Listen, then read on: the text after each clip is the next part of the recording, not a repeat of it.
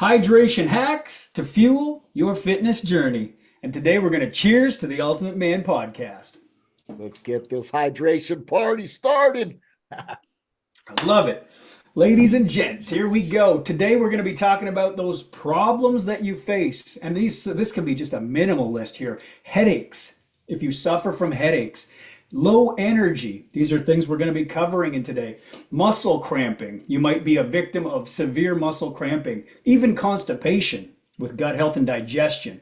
And digestive issues are a major concern in today. Mental clarity and brain fog. We as coaches and podcasters, we definitely want to overcome this. Some people are victims of that as well. And one of the major ones that affect our workouts, reduced physical performance. These are some of the things that you might relate with and realize that today's episode is for you. And what we want to do is promise you that in today's episode, we're going to be giving you years of experience that Coach Aaron and I have accumulated and with our clients have overcome a lot of hydration-based issues to help you now increase your energy level, increase your mental focus, and even optimize your digestion and maximize your performance. This is going to be a banging episode. We're super stoked about it. Our clients have been using these tips and strategies. They've been using them for years and continue to use them inside of our summer shred program, the Ultimate Man stuff we're doing. And we're bringing it to you guys here today on the podcast to maximize those results. So get your notepads ready. We're going to rock and roll. We're going to dive in, but always do us a favor. You're listening to the podcast right now. Hit the subscribe button. Like this episode and share this episode with someone you know who may be struggling with some of those pain points that we mentioned at the beginning of the show today. Those headaches, those low energies, and everything we mentioned. If you know someone, whether it be you or anyone else, share the episode. All right? We're looking to build our Ultimate Man community and have people have a safe place to be, to listen to the information. We don't want any guys out there suffering in silence. Today we'll take you and we'll hydrate you. So cheers, get your drinks, get your notepads. And welcome to the show, the Ultimate Man podcast with myself, Coach Lalonde, and Coach AJ. How you doing, brother? Doing good, my brother. Yes, consolidating decades into days, as Coach Lawrence says. My favorite saying that he likes to rap. We're going to help you burn the fat, build the muscle, and hustle, and get hydrated so you can have more energy, mental clarity, and all that good stuff. Love it. I love it. We're going to have to get a t-shirt that says condensed decades into days. Definitely. That's great. We're going to have a whole merchandise line coming out with all these great slogans and analogies and the rhyme times. I love it. Yeah. Our people know to listen for it. So we're talking about hydration today. We want to give you guys those hacks and those strategies. So thank you for being here on the podcast. And today we're going to be talking about what Coach AJ does to hydrate, what I do to hydrate, and how we help our clients do that. So where should we begin? I mean, ultimately, how much water someone might need in a day has been kind of up and down. Like there's really no set amount. And that's something people need to realize is there's a lot of moving parts to this, a lot of factors depending on the temperature of where you live, whether you work out or not, how big your body is. So there's some general guidelines we can give based on body weight. First and foremost, because if you're a certain size, we do have a certain amount of water. And then something Coach Aaron and I were talking about before the episode even started was the amount of water that the human body has. There's never really been a specific factor. And Coach AJ was looking it up going, yeah, it says between, was it 50% and 80% of the human body? 55 to 80% of the human body is water. So it's a ton. It's crazy. So yeah, that's like over half the tank, right? To almost a full tank where you're dealing with water. The rest would be our muscle mass and our bone density, like our skeleton and things like that. So when we talk about our clients weighing in, we don't really worry about the body weight. Like we don't get obsessed about a scale because if I took a drink of this water right now, my body weight on the scale goes way up, right? The weight of the water. So those of you chasing scale weight, forget about it. If you're chasing weight loss, forget about it. Chase fat loss. That's what we're here to teach is how to burn body fat, how to maximize muscle, and how to use water to do that. So there's some pretty mind-blowing facts. Get those notepads ready. Let's do this. So one of the things I was starting out with was reaching a minimal goal of half of your body weight in ounces. So, and that would be kind of like a minimal start point. So when we talk about like I weigh, let's say 200 pounds for a roundabout number, then that would put me at half of my body weight in ounces. So I would shoot for 100 ounces of water. as a guideline, at a minimum requirement. So those of you who are listening for a little tip and strategy on where to start, at least how much water, that would be a good indicator to at least reach a minimum amount. Some of you aren't even getting that. So guys out there, let's get to working on increasing the water. We're going to give you a bunch of hacks on how to do that today. So Coach AJ, what do you think about the half the body weight in ounces? Is that a good start point where you would base them? Yeah, I think that's a great start. And I think the old information that's just, parroted so often is like drink 8 ounces of water, or 8 cups of water a day, 8 ounce cups of water, which is only 64 ounces, Mm, which, if I'm 200 pounds and half of my body weight is 100 ounces of water, that's a far cry. 64 is a far cry from 100. So, especially if you're active. So, there's so much personal variability in hydration, but I think 64 is probably not enough for the majority of people. There are at least, clients like ours that are really kicking some butt in the workouts. totally agree.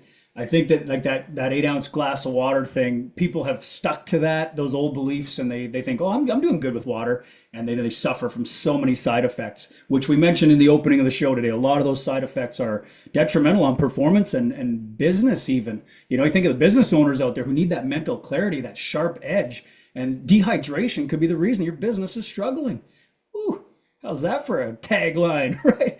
It's Yeah. just crazy how much hydration can affect you. So, hydrating through the day is an important part of the journey. That's definitely, one of the things that we're trying to work on is getting more water, but not just trying to cram it all in at the end of the day and be like, okay, I got to try and drink a big bolus of water. So you'll get people who really flush the system out and go, well, the more I drink, the more I pee. But often it's because they're trying to put too much in at once. I think it's really important to space it out and take it in throughout the day a little bit more frequently rather than trying to take in one large amount. So sip water consistently throughout the day rather than trying to consume a large amount. Might help by keeping a bottle with you at all times to remind you to drink regularly. So kind of keeping your water around, having it with you. I know Coach AJ, you were saying before we started, like, is there ever a time you don't have your bottle with you? Like it's always there, right? What bottle do you use? Have you got an example of what you carry around with you?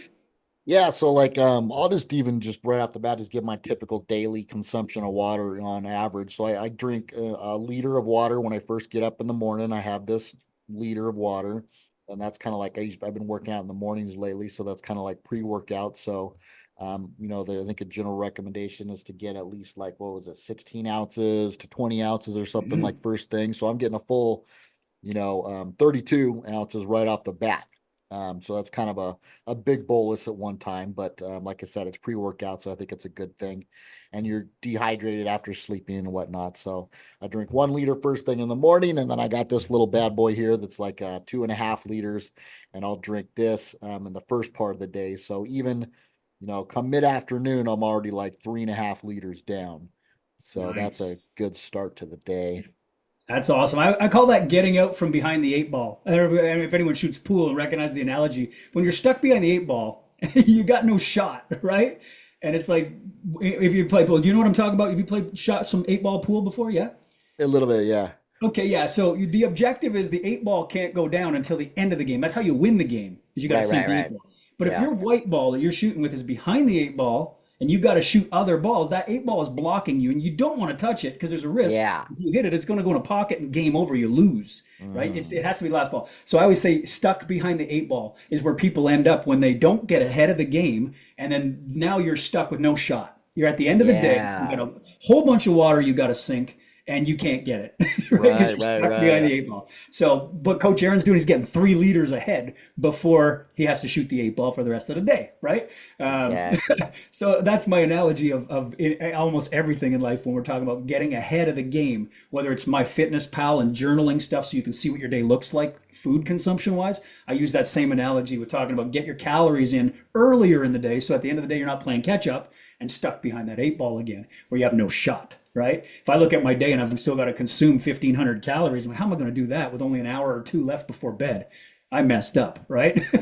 So Hmm. it makes it difficult. But water is the same way. Don't be looking to try and consume the rest of your water. So Coach Aaron threw it out there: 16 to 20 ounces to start the day is a great way to do it. Now I'm going to give you a correlation as well. I've got a shaker cup. Most of these protein shaker cups you get from your nutritional supplement store, most of them are in and around 20 to 24 ounces. This one actually goes to 24 ounces right here on the top. So 20 ounces is right where I have the water right now. That's the amount of water you want to consume to start your day, or just slightly shy of that, 16 to 20. That's a great way for us to take a look at how much to consume to start the day. Why would you want to start your day with that much? Well, we just talked about it. Get ahead of the game, first of all. The other thing is, after we sleep, what happens to the body when we sleep? That's where the body does all its repair and its regeneration. Right? So it's going to use water for all the processes overnight to rebuild and repair your body. We talk about protein and rebuilding muscle. Overnight, you're utilizing all that water. What's the first thing you do when you wake up? Almost everybody goes and takes a piss. Almost always, right? If not, you might even get up in the middle of the night to do that, which is one of the tips we're going to talk about. Be careful with timing of your water. But when we get up in the morning, almost always, we've got to go and release leftover water, waste product that we didn't end up using. So you end up urinating at the end. And Coach AJ, you've got a stat on what normal urination is. How many times, for those listeners right now who are like, oh man, I must pee 30 times a day? What's the normal stat for amount of urination? 5 to 7 times per day is a good average rough guide. Five to Okay. seven. So if you're 5 to 7. going 10 to 15, you might be going a little overboard on the caffeinated drinks and whatnot. Right, right. So there's going to be some factors there that we might want to consider if you're someone who's going to the bathroom more than 5 to 7 times a day. That was a new stat for me. I hadn't heard that before, but I like that. So we wrote that down to give to you, the listeners, today. But what I'm talking about here is now you get up in the morning, that first urination takes place. That's one of your 5 to 7, and it starts the day. Now you're at a really big deficit of water. So your body's dehydrated when you begin the day. And then so now your first job is give the body back, the hydration. So start with 16 to 20 ounces and you're already winning. That's going to be a major coaching tip for all of us to start the day. Because I think a lot of people, what's the first thing they go to? Most people wake up and go, oh, I can't start my day without my coffee, right? Hmm. And they go right after that, caffeine right out of the gate. So one of the things we were talking about was limiting dehydrating beverages, and dehydration can come through caffeine, can come through alcohol. What stats and facts or anything you want to bring up, Coach, on the whole idea of dehydrating beverages? Because there are a lot of people out there listening to this who are 2 or 3 cup of coffee a day drinkers, maybe even alcohol consumers. And what would be the effects of the hydration for them? What do you have in the AJ account for us on this one? Well, I know we were talking a little bit, before we jumped on the podcast, just about, whether those caffeinated drinks kind of negate any of your other liquids in the day. And as far as I know, there's a slight diuretic effect from the caffeinated beverages, but it's not so much that it's going to like totally negate your overall water consumption at the same time. So, if you have a cup of coffee, like you could still include that 1 cup of liquid into your overall total consumption of liquids for the day. But if you're like we were talking about, if you're a multiple caffeinated drinker, maybe you want to add another couple cups on top of your daily total just to make sure and cover your bases at the same time. That's good. Yeah, man. I like that you said the idea of, if you're a multiple consumer, right? 1 cup of coffee, probably not going to negate any amount of water, but we're talking about that consumption over time. And more and more, you're going to be losing, you're going to have to go to the bathroom due to the diuretic effect eventually, and you will lose at that point. So maybe after 3 or 4 cups of coffee, you're going to notice you're losing 8 ounces of water. And that's where we're saying just play on the side of caution. Get that water back in. Have an extra glass of water based on that if you're a caffeine drinker. What about alcohol? Have you experienced or had clients experience with consumption of alcohol the dehydration effect? Yeah, I was just listening to something about this the other day that there is a diuretic effect from the alcohol. Um, I've actually got some notes on this here too, but from what I gather, it's more of just like a pretty quick, like after you drink, there's an initial diuretic effect, but it's not like a long lasting, like lingering type of effect from the alcohol. But it does, let's see if I could find my notes here. It does secrete something. Let's see. Oh, alcohol is a diuretic. It numbs the brain obviously, right? And Hmm. inhibits ADH. It's called anti-diuretic hormone. So it inhibits that anti-diuretic hormone, and that's how it contributes to the diuretic effect. It doesn't allow that hormone so that ends up pushing more water and salt out of the body. So a lot of guys that are drinking a lot are just becoming dehydrated from that, and they're not replenishing. I know, a lot of clients in the past, like I said, I start my day with like 4 cups of water, like right off the bat. And a lot of people don't even get that in a whole day, because they're Right. drinking other caffeinated beverages and alcohol that they're, so you gotta, like you said, you just gotta get ahead of the ball game and just start it Mhm. off right off the bat. Nice. And you were talking about something I had never heard of, but anti-dehydration hormone, right? Is that how that was put? Anti-diuretic hormone Oh, is what it's called. anti-diuretic. So the again, to stop the diuretic effect, the body has a hormone that actually protects us against that. And this alcohol numbs that signal and no longer lets that hormone do its job, which is what I'm taking from that, if I hear you correctly. I believe so. Yeah. Yeah. So the hormone can't do its job. Therefore, your diuretic effect is accelerated. Now the alcohol is causing you to actually flush more. And you may Yes. even notice Yeah. it in the form of like diarrhea, which could be coming out the other side, right? So you're Mhm. losing water on both ends. You're peeing it out and you're deucing it out on the other side. So ultimately, Mhm. in podcast, I guess we can use all the language we want, right? Hell yeah. So it might get a little gross when we're talking about that, but listen, guys, it's real, right? We're talking about the real life applications and real life cause and effects. Alcohol has a massive effect on the body for multiple reasons that affect your performance. But ultimately, when it comes to water, you could be losing it at both sides of the spectrum, literally.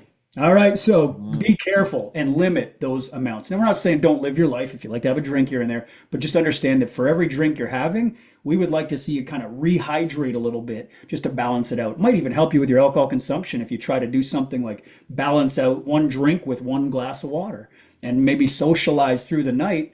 Nobody's even going to notice one less drink if you got a drink in your hand. Yeah, yeah. It happens to be And water. and You're that's just really good for helping just to, so you don't get hangovers the next day too. So like, hangovers is just a large contributor due to the dehydration. So if you're out mm, having some cocktails, have a glass of water after every cocktail. It's really going to just help you from getting dehydrated. that's a great tip. I love that. And so that brings me to a thought, which we don't really have down on the paper, but a term that I'd heard before, and again, it's very, very rare to hear this, hyponatremia, which is seen as like a low sodium, I believe, in the water, in your body's water, which means you actually, the more water you consume, the more you're flushing the system, and therefore you're losing sodium and micronutrient, mineral, and sodium being one of our most important minerals for our body, and I mean, because cause so many other effects, which is a whole other podcast on that. But what we're trying to get through here with hydration is we can actually flush our system the way you'd flush the toilet, losing a lot of those minerals, right? Like what they say, throwing out the baby with the bathwater. You're bringing it in, draining the pipes, but you're losing some good stuff too. So what we suggest is that you be careful not to flush out completely, but actually add like something like a Celtic sea salt or a pink Himalayan sea salt back to a little bit of your water. It's okay to do that, especially if you're someone who's fit and healthy and you're eating a whole food consumption diet. Because whole foods aren't processed. They're not packed with salt. They're not meant to last long on the shelf. In fact, you'll notice most whole foods go bad pretty quickly because they don't have any preservatives. So there's low sodium in those. If you're someone who's on the very low end of sodium and you're drinking a ton of water, you could end up in a state where it can be very dangerous, that hyponatremia, which is something you can look up. Absolutely. Where we always encourage you, challenge us if you want to. Look up what we're talking about. And if we do have facts, we're going to bring you who gave us the facts. Like we are big fans listening to some of the leading industry experts, and we try to bring you the best of that and again condense those decades into days for you. But yeah, just be super careful because what AJ's talking about here is the alcohol consumption will also flush out a lot of those nutrients and something like sodium and potassium. Those are some important parts of our diet. But the hangover, that's interesting because the hangover, most often, would it be related to the lack of micronutrients in the system, the electrolytes that you've maybe flushed out? Yeah, big time. Like, yeah, they go so hand in hand. We were talking about with our ultimate men in the Shrum Shred the other day, and they were asking about salt intake and stuff. And it really goes so hand in hand with the discussion about hydration because Yeah, you're talking about, dehydration from the alcohol and even stuff like fasting and like low carbohydrate ketogenic diets. Like when your body becomes depleted of glycogen, glycogen is a real stores a lot of water. That glycogen is the, storage form of carbohydrates in your body. So when you go on a fast, you're automatically depleting your glycogen stores. Or when you go on a ketogenic low carb diet, you're pushing that glycogen stores out of your body. So along with that, you really diminish your electrolytes because they're getting flushed out with the water. So they really recommend, like when I was doing keto for a long time, I would have extra electrolytes um, to kind of supplement the diet, because then you do start getting problems with like constipation or diarrhea when that electrolyte balance gets out of whack. Mm. Yes. And I wish that we had a company who sponsored the Ultimate Man podcast who Yeah. specialize in electrolytes. So if you're listening to this and you are an electrolyte company that would work for us, let us know. We're looking for those sponsors out there. Let's Element. connect with it. Excuse me. Yeah. Usually you've got your hat on to kind of give Yeah, yeah. a little. I lost my element subliminal hat, dude. I don't know where it went, man. I lost it. Uh, that's awesome. We're gonna look back on these episodes one day and be like, remember when we were just getting started and we didn't have the sponsor? Yeah, And now, yeah. but we do want to align with the companies that bring the best quality to our ultimate men out there. So we're going to try to give you the best of the best. But you can look it up online. There are a lot of electrolyte companies that specialize in not using fillers, but actually giving you quality electrolytes that you could put in your drink. So, what about the idea of popping in your drink something like we hear in the industry, branch chain amino acids, BCAAs, or EAAs, essential amino acids? Is that something you use, Coach Aaron? I do, and I've heard mixed reviews on it, whether there's a whole lot of benefits to the BCAAs as far as like actually supporting muscle growth and stuff. I've heard both sides of the story, so I'm not sure where I really sit Mhm. on that definitively. But I do it because it's probably not going to hurt. It's, I do like a low, actually, I think it's like no sugar variety. So it's just got the branched chain amino acids and maybe a little artificial sweetener. And so it flavors up the water a little bit. Like I said, I'll put it in my big 2.5 liter gallon here or whatever, 2.5 liter, not gallon. And it just Mhm. kind of makes it a little more palatable and it goes down a little bit easier. Perfect. So that's good advice because I know a lot of our listeners are, following the fitness, lifestyle and they're hearing about these things and they're not sure which way to spin it. And a lot of the misinformation is because there's no real hard evidence on it. So you'll hear good and you'll hear bad and it's coming from different camps, but a lot of it does meet in the middle. And I think the ultimate answer most often is it depends. That's going to be the answer to a lot of these questions. It really depends. It depends on you. So if you're not on a journey where you're actually having someone working with you, like a coach like ourselves, or someone who can help you track some measurables on how it affects your body, then you're not doing the experimentations to figure out what works for you. So you're kind of following blindly, going, well, my buddy did this, so I'll try it. This person did this, and I'll try it. And that takes a long time to find out. But in your own specific journey, you should be journaling and tracking some information to see the effects. We call that intuitiveness, right? So if you want to eat intuitively, you can track some nutrient, calories, stuff like that. You can track your water, see how many waters feels like too much for you. And so, what would you use as an indicator, Coach Aaron, if you were maybe feel like I want to see if I am dehydrated? What are some of the signs and symptoms you might come across to say I think I'm dehydrated? What would that be? I mean, you probably don't run into this because you always have your water with you, you do all the right things, but what would be some signs and symptoms that you think someone, our listeners, could kind of watch for? Dry mouth is the big one. If you got dry mouth, if you've got dark urine, obviously. Um, yeah, dark Nailed it. urine. Nailed it.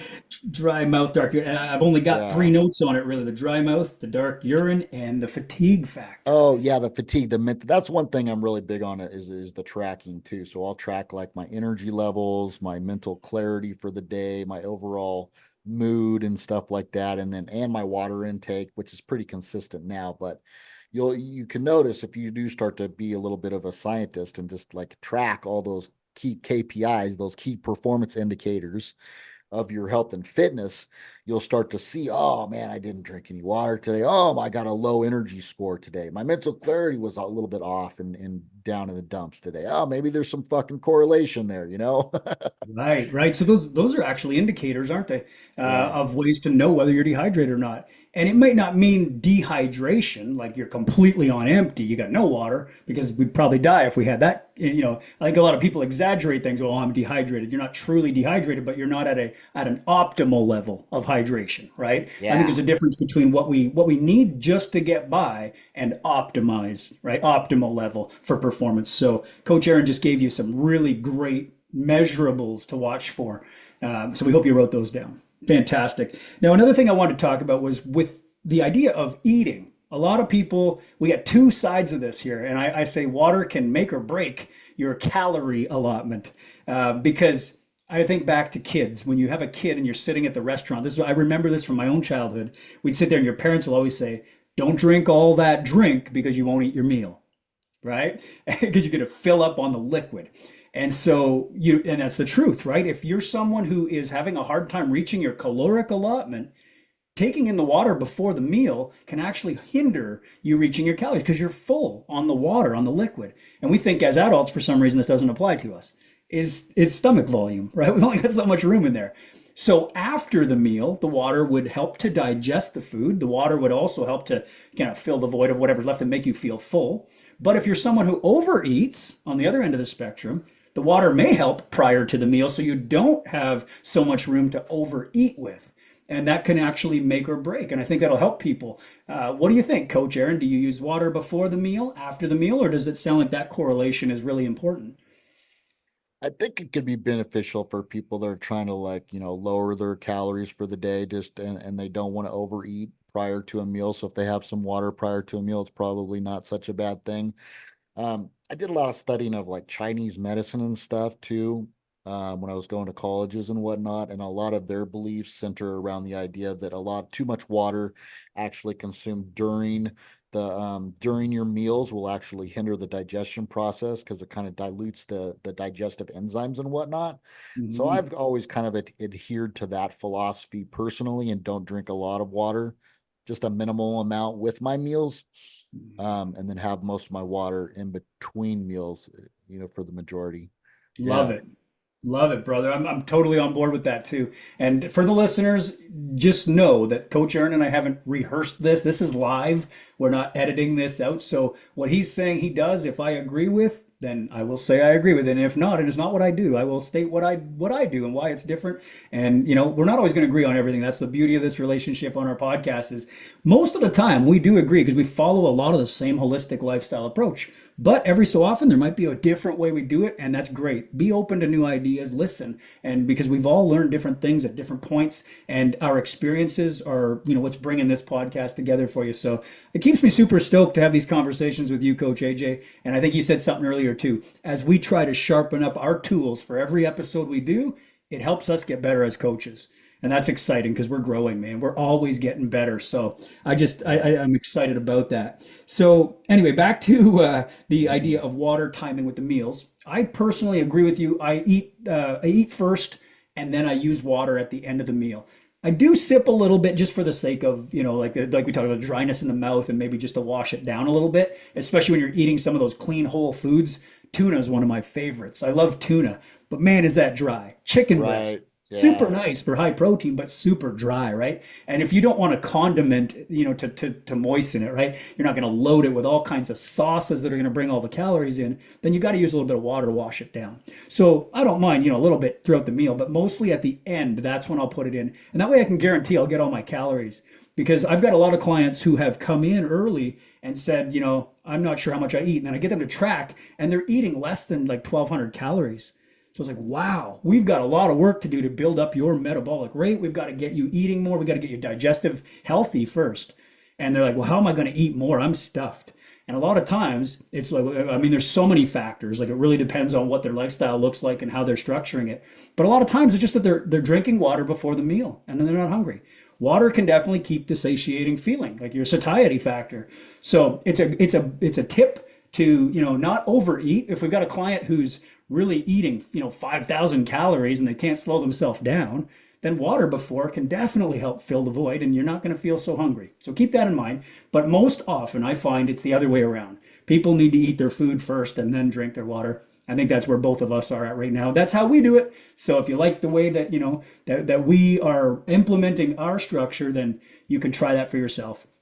And like I said, it's just experimenting, right? The greatest scientist in the world is you. That's what I tell all my clients. You're the greatest scientist in the world because all the evidence out there may or may not apply to you until you actually use it. We got to see how it affects on your body. Every body is different. So let's keep that in mind as we go into the next one. Talking about food and hydration. Is there anything you want to add, Coach, before I move on from the pre or post meal? Nope, all No? good to Okay, go. cool. All Yeah. right. So incorporating hydrating foods is another tip. You're going to want to write this down because it's one of those ones you don't even think about. All we think about is drinking. Drink, drink, drink. But what about eat? Can we get water from food, Coach? What are your thoughts on that?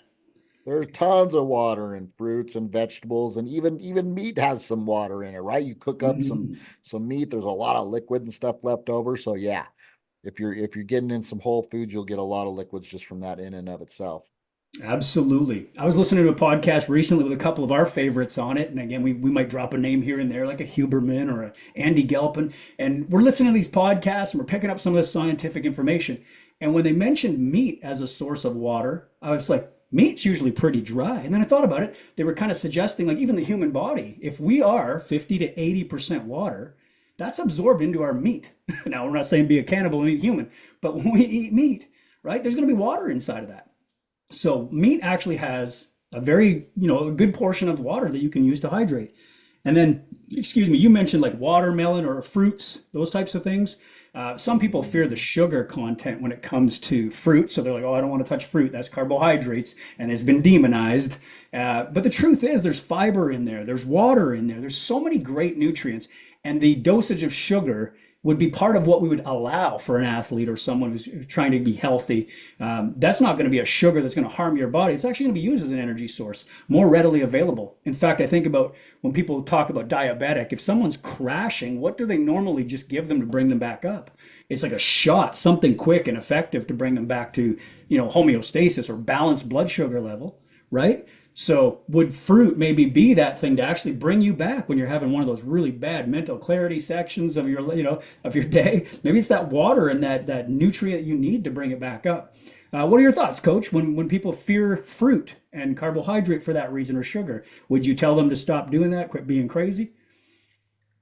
Not necessarily because I've been on both camps before. I used to be big into the keto. I was even doing mostly like strict carnivore for a while. Now I'm doing more carbs, and it's just all a part of the process of that personal experimentation and finding out what works for you. I think now my recommendation would be don't, fear fruit, have it, in moderation at appropriate times, probably maybe even like centered around your workouts or post workout to help replenish your muscle glycogen and stuff like that. It's the most usable form of energy, and unless you're in a state of ketosis and you're just relying on fat for fuels. Personally, that was not the best way for me to go as far as like, physical performance. I feel I perform a lot better now on a moderate carbohydrate diet. So don't fear fruits unless you're just set on staying strict carnivore or keto. And then, there's other ways to get your hydration and your vitamins and minerals in with that as well, too. That's awesome. See, I think this is important for our listeners to realize that when you get a coach who's got experience and they have already tried the different diet styles, they've already been through, they've seen both sides of the spectrum, they can bring back an answer like that. That's so important. Coach AJ, you're not on either camp. You understand both sides. I think that's really important because some people will just take that one agenda and say, do this, that's going to work for you. So yeah, really great to hear that you've seen both of them and you know which way, because keto has been very popular and Mediterranean diets, and there's so many different ones. We talked about our last podcast, diet is anything you consume, right? So people get caught up in one specific modality. That's like saying there's only one workout and one way to build muscle. Like there's Yeah. so many different ways. So let's talk about workouts for a second. When you go to work out, this is one of the major things that affects your workout. If you're feeling like your performance is on point, you're lifting, you're getting PRs, you're feeling great.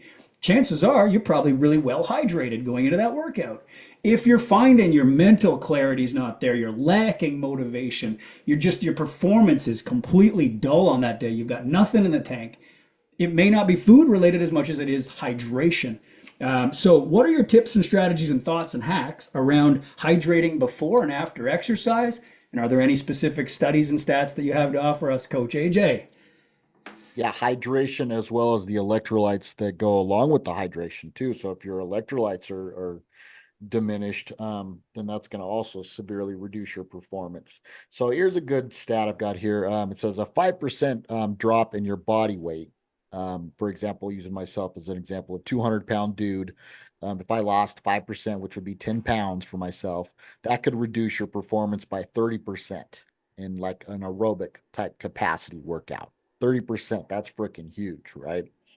So, and then if you were doing more of an intense, like, high intensity interval training type thing, even a 2.5% drop in your body weight from the being dehydrated could reduce your performance by 45% because that anaerobic really takes a lot more energy too.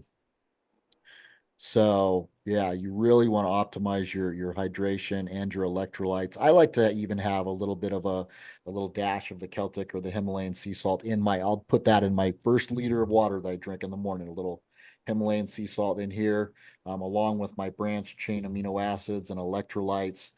Pre-workout, I get that on the way to the gym. So I'm fully hydrated. My electrolytes are all on point, and my workouts have been crushing lately.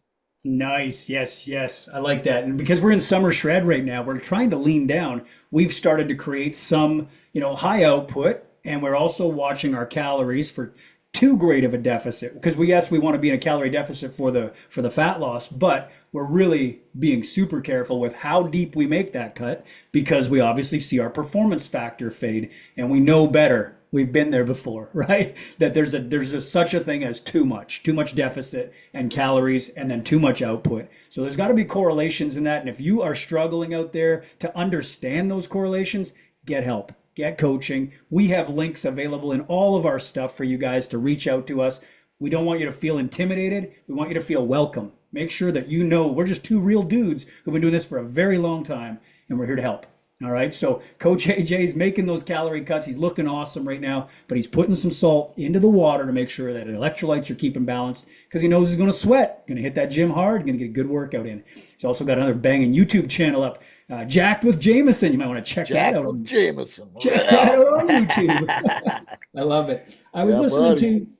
I was listening to a pre-hydration podcast with Andy Galpin, and one of the things on there was consuming 13 to 20 ounces 2 to 3 hours prior to an exercise, like a planned routine. So that's kind of common because one of the main ones we heard was people kind of generalized 8 to 16 ounces of water before workout. And he kind of went a little more specific with the 13 to 20 ounces 2 to 3 hours before. But then he also said 5 to 10 more ounces 20 minutes before, a little closer to your workout, kind of prepping the body for what you're about to lose through sweat and exertion, right? Because remember, the body uses water to cool down. And you're going to get your temperature up when you work out. There's going to be some sweat. So prepping for that means you're not going to lose any of your water. You're actually going to put in a buffer. And I like to use that word buffer because I think of that in so many ways. Like I got this extra so that I don't end up taking from my account. If I gave you a money buffer, I wouldn't have to touch your account. You know what I mean? And so people like that analogy. He's like, oh, that sounds cool. So if it was going to cost me $20 and you gave me $20, I would have to touch my account. That's what the water is going to do by doing this. So Andy Galpin's suggestion was 5 to 10 ounces, 20 minutes before the workout. And then Coach Aaron was talking about even drinking while you're working out, right? And did you have a stat on that one, Coach, for the intra workout?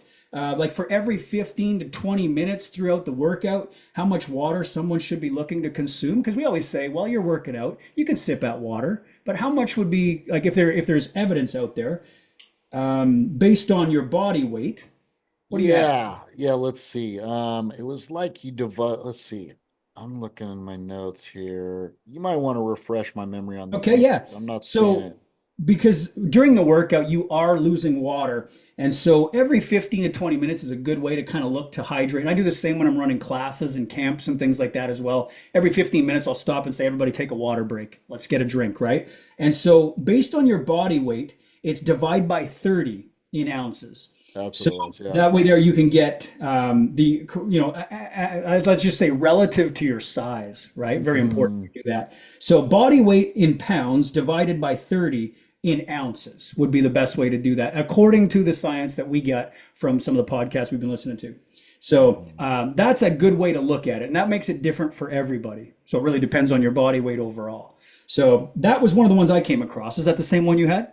yeah, that's what I got. Yeah, 30 divided your body weight in pounds divided by 30 consumed every 15 to 20 minutes. So yeah, for example, for myself, again, 200-pound dude, that's like 6.6 ounces every 15 to 20 minutes. So yeah, Exactly. And when people think about 6 ounces, they're like, that's less than a glass of water, it's not much. You could do right? that. You could do that pretty easy. Totally, totally. So even Yeah. for the people who are out there listening right now going, oh, I hate to drink water during workouts because it makes my stomach upset. We're talking about sipping less than a glass every Yeah. 15 minutes. And what that is doing is it's keeping you again from dehydrating or running on the low side of optimal, right?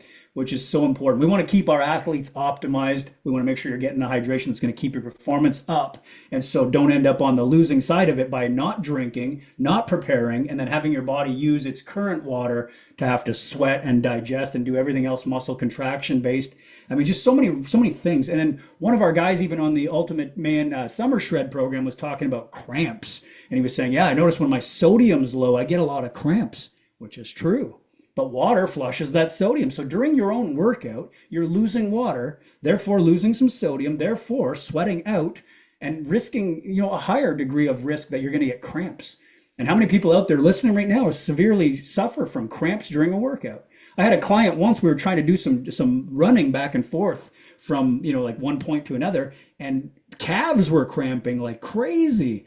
And I was like, listen, and we always hear, well, it's probably low potassium, eat a banana and you'll get but a lot of times it's that water, it's that hydration, and you're flushing out that sodium from your body. So one of our clients was experiencing that recently, and we were talking about sodium and making sure that they're optimal levels to make sure you're not cramping. So if you're suffering from cramps, here's another hack. You're going to get that water in there during your workout to make sure you're on the winning side of that. And Coach Aaron, you threw out a really cool stat about the percentage loss and its effect on performance. You were talking about that, like for every, if you lost like 2% or whatever, it Right. affected 45% or whatever of your performance. Like, I mean, those are drastic numbers. And Yeah. again, if we're throwing too many numbers at you guys, we apologize. Just we're really excited about getting as close to the right amounts as we can. There's no perfect because we have to implement it on you, but we just want to bring you so many valuable pieces that we keep coming across as well. But in those percentages you gave, what I was really taking from that is the more water that I'm losing, the more performance I'm losing. Simple, Yeah. Yep. right? Yeah. Physical performance and again, mental performance for you guys out there that are just like busy professionals and you want to be, on top of your game mentally to be able to crush your work performance. Like not only is it lack of, electrolytes and dehydration affecting your physical performance, but your mental performance as well. And again, don't get lost in the weeds with all the numbers that we like to throw out with our, research and stuff that we do. I think it is beneficial to have a good kind of a baseline of what some of the experts in the industry are kind of like giving us. But again, keep it freaking simple. Like I don't, for Mhm. myself, just the recent example we gave, I don't drink like 6.6 ounces of every water every 15 minutes during my workout. If I'm working out for an hour, I have my big bottle with me. After a hard set every 15 or 20 minutes or something, I'll go have a couple sips of water and call it good. Like that's better than not drinking anything during your workout. Just simplify the process. You know what I mean? I love that, man. I love that because you can get caught up in the weeds. It can all get Yeah. to, some people are so, all or nothing in their approach. They're so like seeking perfection that if they're going to hear us say you have to have, like 30, your body weight divided by 30, they're going to like measure that out. They're going to bring the container that has just that amount in it or whatever, 4 times that amount if they're going to work out for an hour and do every 15 minutes right on the 15 minutes. It's not saying you need to be that perfect. Don't split No. hairs about it and be so detailed that you get stressed because we just did an episode on stress And stress actually affects your performance worse than anything else. So, don't let it all be too much. Just simplify it. Like Coach Aaron said, bring a bottle big enough that you can get at least what you need in the course of an hour workout. If you're only working out for 30 minutes, you may only need one break if you did your pre-hydration. And then we can talk about post-hydration and keep that simple, because there's some studies on that that even confused me about post recovery with water. Measuring your body weight before the workout and then weighing in again after to see how much water you lost, and then base your replenishment on that. Like, whoa, that's getting pretty deep, right? All I want Yeah. to say is if I sweat and I did all that work, I'm going to be thirsty and I'm going to want to replenish afterwards. So don't be afraid. If you're tracking your water, that's great. But at the end of the day, don't stress about how much do you need to replenish. Just make sure you're no longer carrying a really, really big thirst signal after the workout. Because I know I'm always more thirsty after I exercise, but I also drink quite a bit during my exercise. I like the pump I get when I drink more water. I find that the volume of my muscle increases with that water consumption, and I feel a little bit more like I'm swelling up and I'm getting more pump, and I like what I see in the mirror, and that's mostly water and into the blood and into the cells. So we talk with body fat, subcutaneous and intracellular, and there's a lot of different factors and things you're going to hear thrown around. But with water, it's going to be in your system and it's going to be utilized, and you need more of it. If we're 50 to 80% water, somewhere in that range, depending on the individuals, listen, you got to get your water up to make sure you're at least meeting the minimum requirements. That's one of our main messages today. And then understanding that it affects so many performance factors is really, really critical. Do you have any ways that you would say would be a tip or a hack on how to track the water? Like, I know MyFitnessPal has a water tracker in it. We would suggest MyFitnessPal for people to do calorie tracking, but it also has a little water tracker in it to say how many glasses did you consume. I know there are some apps out there you can put on your phone, a little app reminder to drink water. How do you do it, Coach? I mean, obviously you carry your bottle around, so your reminder's always in sight, in mind, right? Yeah, yeah. What do you tell clients when they say, "Well, I can't remember to drink water," or "I don't remember how much I drank"? What would you use to as a tracker or a way that they could come across and improve on that? I really like just having the full amount of water that you should be drinking in a day at a minimum, like already at your disposal in the water bottles that you're going to drink. So again, just for myself, like I'll have that full liter in the morning, bada bing, bada boom, 4 cups done. And I got my other big bottle for the whole rest of the afternoon. And I know that if I down both of those, um, by mid-afternoon, then I've already consumed my minimum quota for the day. So I at least get that done by usually like 3, 4, 5 p.m. And then I'll usually drink a little bit more extra even on top of that on hard workout days and stuff. So I would say have those bottles already pre-prepared and like have the measurements already done, so you're not like having to like remember, oh, did I have a cup of water or a glass or two at lunch, and then write that on an app and stuff. It gets a little tricky if you're just trying to keep track of those minuscule amounts over time, for myself anyways. So Mm. that's what I suggest. I love it, man. You know what I heard when you were talking right there is we've all heard of meal prep. Coach Aaron's suggesting water prep. Water prep, dude, for sure. Every night I make my water for the next day. I get my liter of water, put my electrolytes in it. So all I got to do is add my branched chain amino acids. That's done. I get my larger bottle. I get to put my branched chain amino acids in there. My water's already ready for the next day. All I got to do is take my little bottles with me to the gym and then down them by mid-afternoon. It's really easy peasy. Gold, gold right there. I love it. I never thought about water prep. I mean, I literally live this way. I have it, and I never actually termed the coin of like, or coined the term, I guess, of water prep. It's actually there, it's prepared, and it's ready. We get so used to this as coaches that it's just so normal for us. So we're not saying that we're perfect. I mean, we have a system, we have a strategy that we do, and it works for us. We want you to find that for you. But with all the tips and strategies we've given you today, you could water prep too. You could have your fridge or whatever ready to go. And like Coach Ian Hashtag said, water prep, baby. hashtag water. That's Yeah, awesome. I love it. So that's amazing. I've had a few clients, and I've given them some tips and strategies that worked for them. So I just want to share a couple of those. One of them was a busy individual who was on a work schedule. And because they're at work, they were like, I get caught up at work and I've got 8 hours nonstop. I don't have any time. I don't even think about water, right? And so we had to kind of figure out, well, how can we do this So we tried two things. First of all, I said, "Can you have a water on your desk? Is that allowed?" And it was allowed. It was in an office situation where they had their own office, so they were allowed. So I was like, "Well, keep a water on there on the table, so you have it with you. And if it's there, it's in sight. You might look up and be able to take a sip. That's all you need. You don't need to be chugging water because then you're going to have to get up and go pee." And the concern was that he would have to get up, leave the office, and go to the bathroom, which is now cutting into time of production on the business. So it's like, I need to be at my desk. Well, then don't drink a ton of water at once. Sip at it. Let your body use it, regulate it, and you won't be dumping it, right, as waste. We talked about that. So that was the first tip, and it started to work. He said immediately having it on the desk changed the game.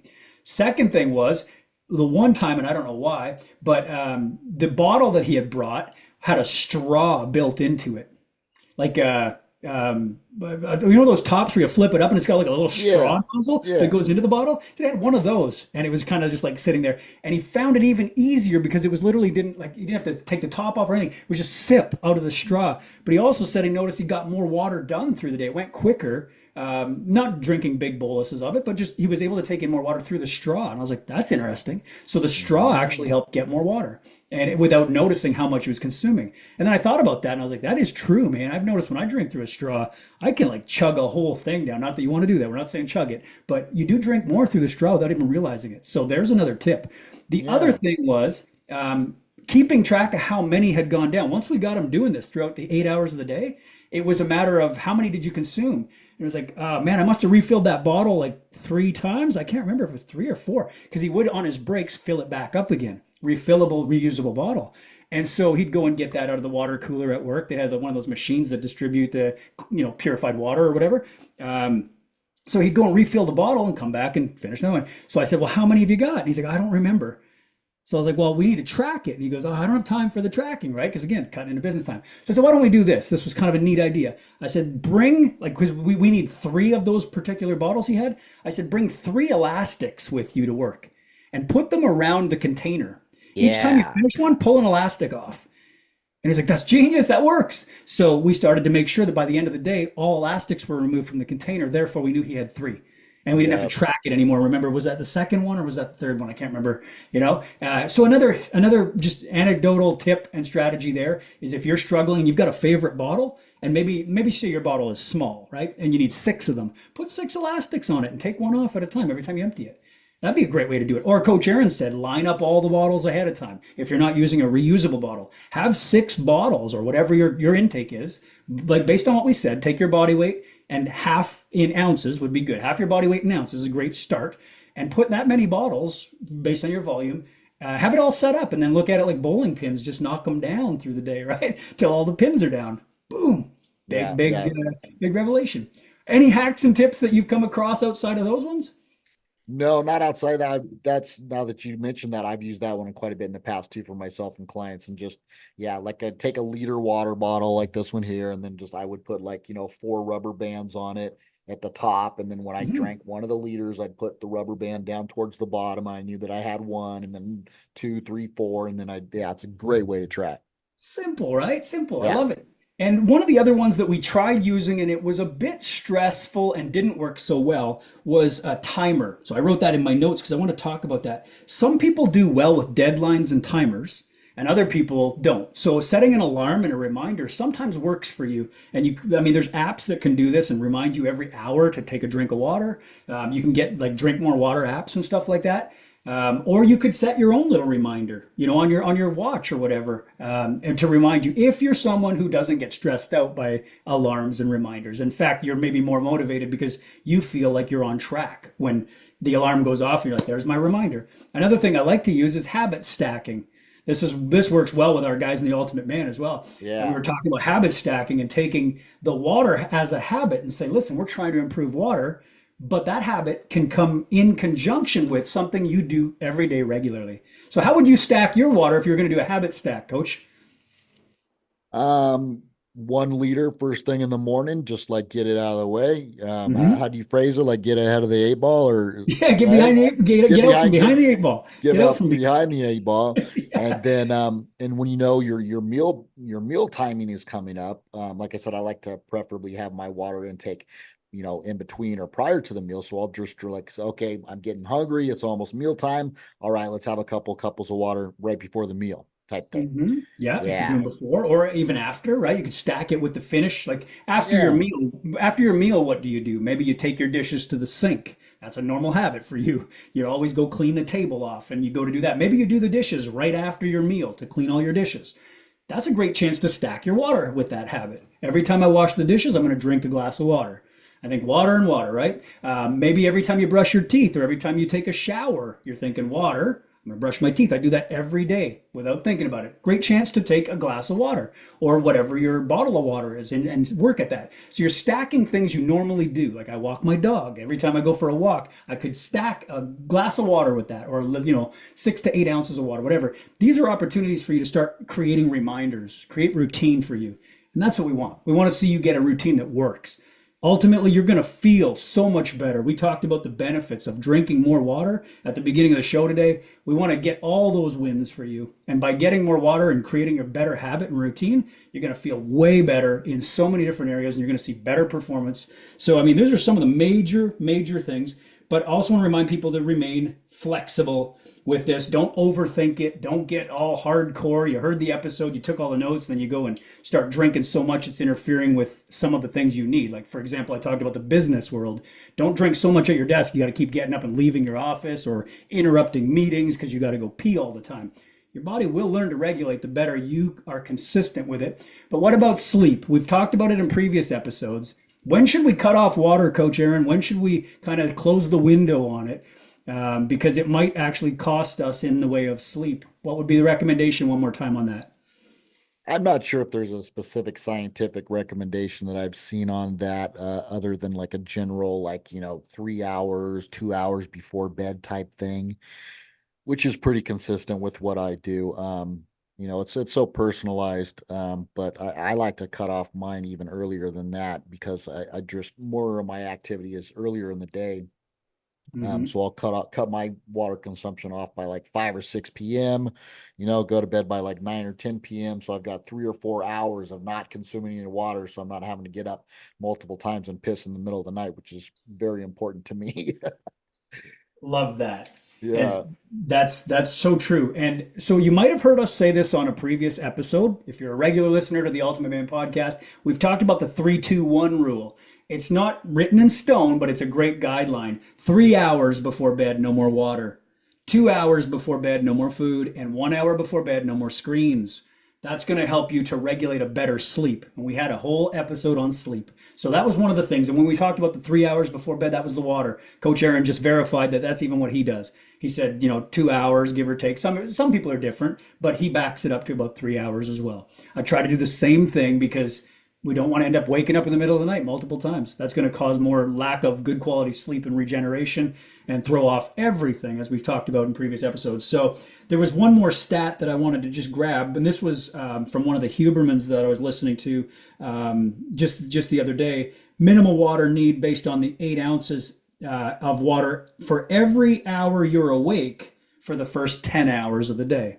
And that means that most people are awake, more than 13 hours from the time they wake up. So if you're thinking about your awake time, the first 10 hours are your critical hours to get 8 ounces for every hour you're awake. That doesn't mean you need to drink 8 ounces every hour. Doesn't mean you need to consume every hour 8 ounces. It just means that for the amount of hours you're going to be awake, 8 ounces would be there. So that's 80 ounces for the day if you based it on 8 ounces for every hour, right? For the first 10 hours.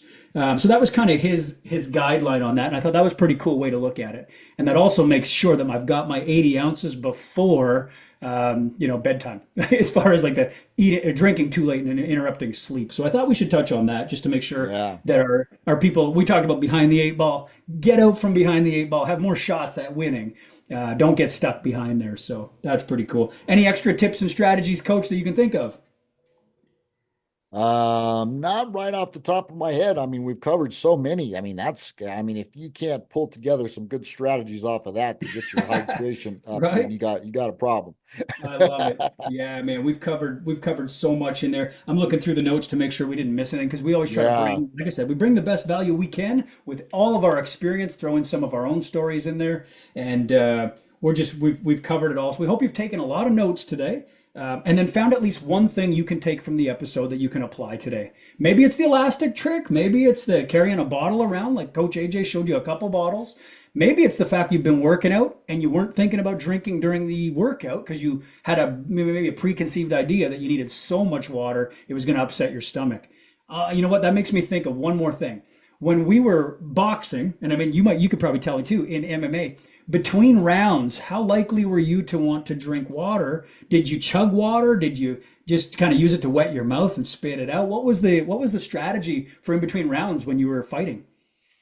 Definitely not chug. No, you don't want a full belly of water. Yeah, just a couple little sips is about all. Right? That just enough to wet the mouth. Yeah. That's it, yeah. And your entire fight would have been like 15 minutes. So we say every 15 minutes drink, 6 ounces or whatever it works out for your body, right? When we did yours, when we did your measurement, it was like 6 ounces. So you would consume after and you would consume before, but you weren't consuming much during because your fight was only 15 minutes. If you're doing a Mm. 15-minute workout or 20-minute workout, you probably won't need much water at all. During, in fact, that can hinder performance. Like you said, you don't want a full belly. We were told no, don't drink, just swish and spit in our Mm. boxing because we were only competing for like 2 to 3 minutes in a round as amateur Mm. fighters. It became 3-minute rounds, and there were only 3 3-minute rounds. That's a very short, high performance. You know what I mean? It's like it's not a long duration. So we were told don't even drink water, just swish around, wet your whistle, and spit it. And we always have a little spit bucket there beside, right? So think about Mm. fighters at that intensity and realize that they're not even drinking the water, mostly just a little consumption, just a little bit. You don't want to upset your performance, so we get it. Those of you who are saying I don't want to drink water, it makes my stomach upset, we get that. But if you're stringing it out over an hour workout, try to sip at a little bit less than a glass every 15 minutes. That's a huge tip. That could be the game changer you needed to hear today. And if you needed to hear any of this information today, great, we're glad you're here. If you know someone who needs this information just as bad, if not more, please hit the share button. Share this episode out. If you're listening to us on Spotify, there's even an opportunity to hit the little three dots, I believe it is, and give us a rating. You can rate this episode or you can rate our podcast and give us a 5-star review. We would really appreciate that massively. Yeah. If you're on YouTube and you're watching us right now on the YouTube platform, subscribe to this page, give it a share, give it a like, do all the things, turn on the little bell for notifications. Make sure that you're part of our community ongoing from here on. Maybe this is the first time you've ever heard of us. Great, welcome to the family. And if you've been with us since the beginning and you're part of the family, we appreciate you. And again, you're building from the ground up with us. So, Coach AJ, any final closing thoughts and messages to the community or anyone that you want to give a shout out to today? I want to give a shout out to all of our guys in our summer shred program that are absolutely just kicking butt and taking names. We do check-ins every week with our guys. We look at their progress photos, their measurements. We look at their MyFitnessPal and track their dietary intake and making sure they're on point with everything. So big shout out to those guys that are absolutely just showing up with consistency. And then we release a new podcast episode every Sunday. So be sure to turn on that notification bell if you're on YouTube, so you get a notification of our new episodes. And then we also have a free Ultimate Man group that you can take part in as well. So if you want to interact with us more on the regular, join our Ultimate Man Fitness group, and you can just the link for that is in the description as well. Excellent. And that's on Facebook we're talking about, right? Yeah. Yeah. So for those of you who use Facebook, we do have a free Ultimate Man community group on Facebook. So please join us there and be part of the community. Definitely share your thoughts, your opinions. We love hearing back from our listeners, but we also like to base a lot of our episodes and the information that we're going to give you on what you want to hear. So if there are certain guests you want to hear from, let us know. We'll seek out those guests. Maybe you know someone who should be a guest on our show. Shoot us a recommendation and we will look into that as well. So we're constantly building and we're appreciating you being here, building your ultimate self with us. So buff up and keep an eye on everything we got coming and stay hydrated. So on that note, let's get one more cheers in there because it's been at least 15 minutes. All right. Cheers to the Ultimate Man. Cheers to you, Coach AJ. Always a pleasure. Back at you, big guy. Love it, guys. Love it. All right. And on that note, I guess we will all do what we always do. Bring it in, boys. Yeah, giddy up.